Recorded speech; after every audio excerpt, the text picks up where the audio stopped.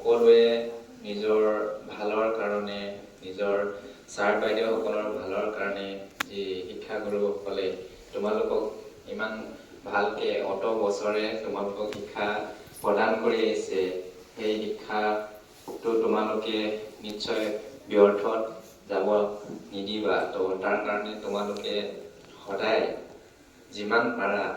আগবাঢ়িবলৈ চেষ্টা কৰি আছা হয় নাই হয় তেন্তে তোমালোকে আৰু এতিয়াতো ফাইনেল এক্সাম হ'ল নে নাই ন তো ফাইনেল এক্সামলৈ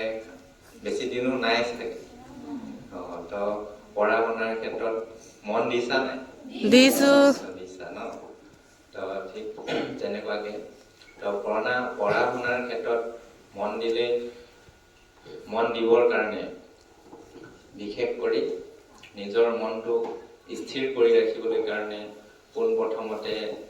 আমি কি কৰিব লাগিব নিজৰ মনটোক যদি আমি স্থিৰ কৰিবলৈ হ'লে আমি কি কৰিব লাগিব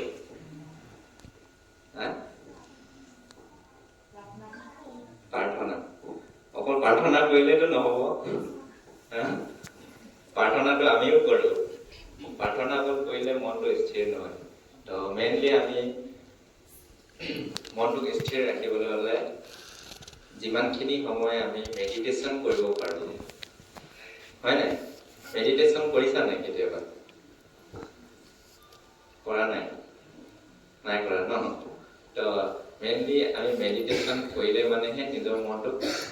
যিমান পাৰোঁ মানে স্থিৰ কৰি ৰাখিব পাৰোঁ তো